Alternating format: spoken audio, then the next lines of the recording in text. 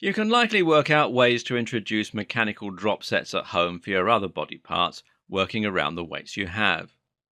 There are all manner of things you can do to make your exercises that little bit easier or harder, and simply descending through these with no break will be enough to punish the muscle hard.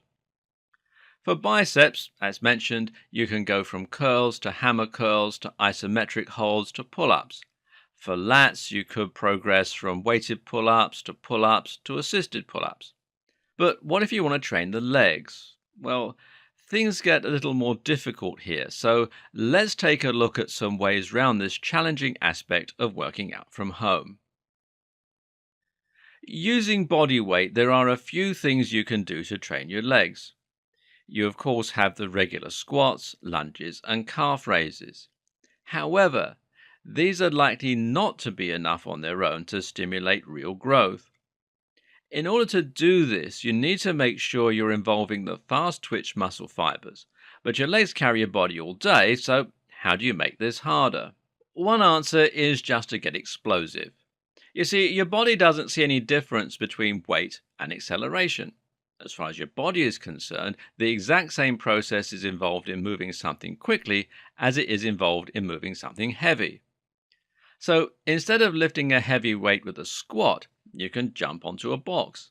This will require activation of the fast twitch muscle fiber in just the same way to explode you upward. If you don't have a box to perform box jumps, then try jumping squats, and these simply involve squatting and then adding a short jump at the top of the movement. It's perfect for building a little more power.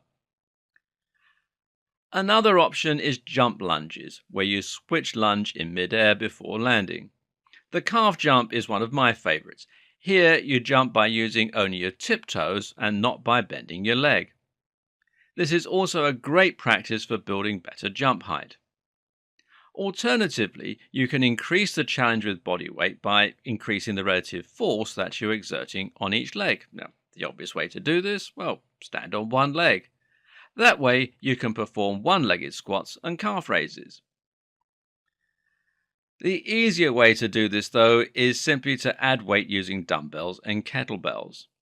This way you can mimic many of the big compound lifts from the comfort of your home with no need to invest in a barbell or a squat rack. So one example of this would be to perform dumbbell clean and presses. Simply place a dumbbell by either side of you on the floor, then squat down to the weights to pick them up, then stand up with them, curl them to your upper chest or shoulder, and then press them up over your head. Likewise, you can perform lunges while holding dumbbells in either arm. Or, to make it more of a challenging whole body workout, try holding the dumbbells over your head extended with fully straight arms. Using a kettlebell, meanwhile, you can start training in a manner very similar to training with a barbell. A kettlebell is a large round weight with a single handle protruding from the top. You can grab this handle with one or both hands and then pull it up or swing it into position. You can also hold the kettlebell by the base with both hands in a sort of a bear hug-like manner. And this can allow you to perform what's known as a goblet squat, where you squat with the weight resting across your upper chest. This move slightly moves the pressure compared with a regular squat. So now you're working the quads slightly more than usual and the hamstrings slightly less than usual. One of the best moves by far for leg training at home, though, is the kettlebell swing. Here, you grab the kettlebell in both hands and then stand with your legs slightly apart and the weight hanging directly down in front of you between them.